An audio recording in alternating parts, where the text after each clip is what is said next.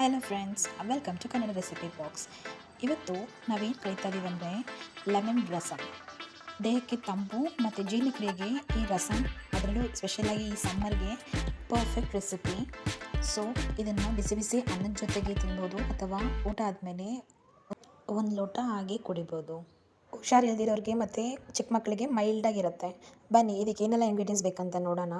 ಸಾಸಿವೆ ಅರ್ಧ table spoon, ಜೀರಿಗೆ ಅರ್ಧ ಟೇಬಲ್ ಸ್ಪೂನ್, ಮತ್ತು ಟರ್ಮರಿಕ್ಕು 1/4 ಟೇಬಲ್ ಸ್ಪೂನ್, ಒಂದು ಸ್ವಲ್ಪ ದೊಡ್ಡದಾಗಿರೋ 3 ಇಂಚಷ್ಟಾಗಿರೋ ಶುಂಠಿ ತೊಗೋಬೇಕು. ಸಕ್ಕರೆ 2 ಸ್ಪೂನಷ್ಟು ತೊಗೊಂಡಿದ್ದೀನಿ, ಮತ್ತು ಕೊತ್ತಂಬರಿ ಸೊಪ್ಪು, ರುಚಿಗೆ ತಕ್ಕಷ್ಟು ಉಪ್ಪು, ಮತ್ತು ಕರ್ಬೇವಿನ ಸೊಪ್ಪು ತೊಗೊಂಡಿದ್ದೀನಿ. 3 ಲೆಮನ್ನು, 1 ಗ್ಲಾಸ್ಗೆ 1 ಲೆಮನ್ ಅಂತ ಮೆಷರ್ಮೆಂಟು, ಮತ್ತು 3 ಗ್ರೀನ್ ಚಿಲ್ಲಿ ತೊಗೊಂಡಿದ್ದೀನಿ. ನಿಮ್ಗೆ ಬೇಕಾದರೆ ಇನ್ನೂ ಸ್ವಲ್ಪ ಎಕ್ಸ್ಟ್ರಾ ಹಾಕ್ಕೋಬೋದು. ಮತ್ತು 1/4 ಟೇಬಲ್ ಸ್ಪೂನ್ ಮೆಂತ್ಯ. ಇವಾಗ ಪೀಲ್ ಮಾಡಿಟ್ಟಿರೋ ಶುಂಠಿನ ಚೆನ್ನಾಗಿ ಜಜ್ಕೋಬೇಕು. ಜಿಂಜರ್ನ ಪೇಸ್ಟ್ ಮಾಡಿಬಿಡ್ಬೇಡಿ, ಜಸ್ಟ್ ಜಜ್ಕೊಳ್ಳಿ ಸಾಕು. ನೆಕ್ಸ್ಟ್ ಒಂದು ಪಾತ್ರೆಯಲ್ಲಿ ಆಯಿಲ್ ಹಾಕ್ಕೊಂಡು, ಆ ಆಯಿಲ್ ಬಿಸಿ ಆದಮೇಲೆ ಸಾಸಿವೆ ಮತ್ತು ಜೀರಿಗೆ ಇವೆರಡನ್ನೂ ಆ್ಯಡ್ ಮಾಡ್ಕೋಬೇಕು. ಅದು ಚಟಪಟ ಅಂತ ಆದಮೇಲೆ ಅದಕ್ಕೆ ಮೆಂತ್ಯ ಕಾಳು ತೆಗೆದಿಟ್ಟಿರ್ತೀವಲ್ಲ, ಮೆಂತ್ಯ ಕಾಳನ್ನ ಹಾಕ್ಕೋಬೇಕು. ಆಮೇಲೆ ಕರ್ಬೇವಿನ ಸೊಪ್ಪನ್ನ ಆ್ಯಡ್ ಮಾಡ್ಕೊಳ್ಳಿ.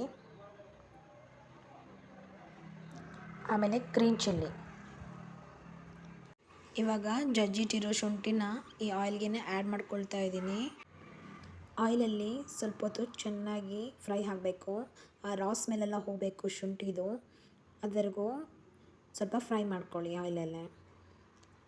ಈ ರಸಮ್ ಅಂತೂ ತುಂಬಾ ಸಿಂಪಲಾಗಿರುತ್ತೆ, ಬಟ್ ತುಂಬ ಟೇಸ್ಟಾಗಿರುತ್ತೆ, ಯೂನಿಕ್ಕಾಗಿರುತ್ತೆ. ಒಂದು ಸ್ವಲ್ಪ ಟ್ಯಾಂಗಿ ಫ್ಲೇವರಾಗಿ ಸ್ವೀಟಾಗಿರುತ್ತೆ ಖಾರ ಹಾಕಿರೋದ್ರಿಂದ, ಮತ್ತು ಈ ಶುಂಠಿ ಫ್ಲೇವರ್ ಸಹ ಚೆನ್ನಾಗಿ ಅನಿಸುತ್ತೆ. ಈಗ ಇದಕ್ಕೆ ಟರ್ಮರಿಕ್ ಪೌಡ್ರನ್ನ ಆ್ಯಡ್ ಮಾಡ್ಕೊಳ್ತಾ ಇದ್ದೀನಿ. ಸ್ವಲ್ಪ ಫ್ರೈ ಆಗಲಿ ಆಯಿಲಲ್ಲಿ. ಯಾವಾಗಲೂ ಯಾವುದೇ ಹುಳಿ ಪದಾರ್ಥನ ಮಾಡಿದಾಗ ಲೇಟರ್ ಆನ್ ಸ್ಟೀಲ್ ಪಾತ್ರೆಗೆ ಟ್ರಾನ್ಸ್ಫರ್ ಮಾಡಿಬಿಡಿ, ಇಲ್ಲಾಂದರೆ ಸೈಡಲ್ಲೆಲ್ಲ ಆ ಹುಣಸೆ ಹಣ್ಣು ಹುಳಿ ಆಗಲಿ ಲೆಮನ್ ಹುಳಿ ಆಗಲಿ ಪಾತ್ರೆಯಲ್ಲಿ ಕರೆ ಆಗಿಬಿಡುತ್ತೆ.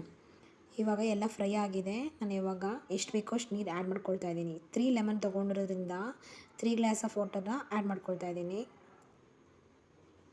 ಸೊ 1 ಗ್ಲಾಸ್ಗೆ 1 ಲೆಮನ್ ಅಂತ ಅಳತೆ ತೊಗೋಬೇಕು. ಸ್ವಲ್ಪ ಇವಾಗ ಅದೆಲ್ಲ ಕುದಿ ಬರಲಿ, ಸ್ವಲ್ಪ ಕುದಿಲಿಕ್ಕೆ ಬಿಡೋಣ. ಕುದಿಲಿಕ್ಕೆ ಅಂದರೆ ಜಸ್ಟ್ 1 ಕುದಿ ಬರಬೇಕಷ್ಟೆ. ನೆಕ್ಸ್ಟು ರುಚಿಗೆ ತಕ್ಕಷ್ಟು ಉಪ್ಪನ್ನ ಸೇರಿಸ್ಕೊಳ್ಳಿ. ಸ್ಟವ್ ಇನ್ನೂ ಆನಲ್ಲೇ ಇದೆ. ಈ ಟೈಮಲ್ಲಿ ಸ್ವಲ್ಪ ಕೊತ್ತಂಬರಿ ಸೊಪ್ಪನ್ನ ಸಹ ಆ್ಯಡ್ ಮಾಡ್ಕೊಳ್ತಾ ಇದ್ದೀನಿ. ಸೊ ಆ ಕೊತ್ತಂಬರಿ ಸೊಪ್ಪು ಸ್ವಲ್ಪ ಆ ನೀರಲ್ಲೇ ಬೆಚ್ಚಗಾದರೆ ಫ್ಲೇವರ್ ಚೆನ್ನಾಗಿರುತ್ತೆ, ಗಮ್ ಅಂತ ಇರುತ್ತೆ. ನೋಡಿ ಇವಾಗ ಸೈಡಲ್ಲೆಲ್ಲ ಬಬಲ್ಸ್ ಬರ್ತಾ ಇದೆ. ಈ ಥರ 1 ಕುದಿ ಬಂದಮೇಲೆ ನಾವು ಸ್ಟವ್ನ ಆಫ್ ಮಾಡ್ಕೋಬೇಕು. ಇವಾಗ ಲಾಸ್ಟಲ್ಲಿ ಆಫ್ ಮಾಡಾದಮೇಲೆ ನಾನು ಸಕ್ಕರೆನ ಆ್ಯಡ್ ಮಾಡ್ತಾಯಿದ್ದೀನಿ. 1 or 2 ಟೇಬಲ್ ಸ್ಪೂನ್ ಸಕ್ಕರೆ ಆ್ಯಡ್ ಮಾಡಿದ್ರೆ ಸಾಕು. ಇವಾಗ ಆ ಲೆಮನ್ ಜ್ಯೂಸನ್ನ ಇದಕ್ಕೆ ಆ್ಯಡ್ ಮಾಡ್ತಾಯಿದ್ದೀನಿ. ಯಾವಾಗಲೂ ನೆನಪಿಡಿ, ಈ ರಸಮ್ ಮಾಡಾದಮೇಲೆ 10 ನಿಮಿಷ ತಣ್ಣಗಾಗ್ಲಿಕ್ಕೆ ಬಿಡಬೇಕು. ಅದಾದಮೇಲೆ ಲೆಮನ್ ಜ್ಯೂಸನ್ನ ಆ್ಯಡ್ ಮಾಡಬೇಕು, ಇಲ್ಲಾಂದರೆ ಕಹಿ ಆಗಿಬಿಡತ್ತೆ. ಆ್ಯಡ್ ಮಾಡಿಬಿಟ್ಟು ಸೌಟಲ್ಲಿ ತಿರುಗಿಸ್ತಾ ಇದ್ದೀನಿ. ನೋಡಿ ಸ್ನೇಹಿತರೆ, ಇವಾಗ ರಸಮ್ ರೆಡಿಯಾಗಿದೆ. ರಸಮಲ್ಲಿ ತುಂಬ ವೆರೈಟೀಸ್ ಇದೆ, ಇದು ಒನ್ ಆಫ್ ದಿ ವೆರೈಟಿ. ಮತ್ತು ಸಿಂಪಲಾಗಿ ಹೇಗೆ ಕ್ವಿಕ್ಕಾಗಿ ಕಡಿಮೆ ಇಂಗ್ರೀಡಿಯೆಂಟ್ಸ್ ಬಳಸ್ಕೊಂಡು ರಸಮ್ ಮಾಡೋದಂತ ತೋರಿಸ್ಕೊಟ್ಟಿದ್ದೀನಿ. ಇದನ್ನು ಒಂದು ಸತಿ ಟ್ರೈ ಮಾಡಿ ನೋಡಿ. ಇದು ಯಾರು ಬೇಕಾದರೂ ತಿನ್ಬೋದು, ಖಂಡಿತ ಕೋಲ್ಡ್ ಆಗೋದಿಲ್ಲ ಇದರಿಂದ. ಮತ್ತೊಂದು ವಿಡಿಯೋದಲ್ಲಿ ಸಿಗ್ತೀನಿ ಸ್ನೇಹಿತರೆ. Thanks for watching.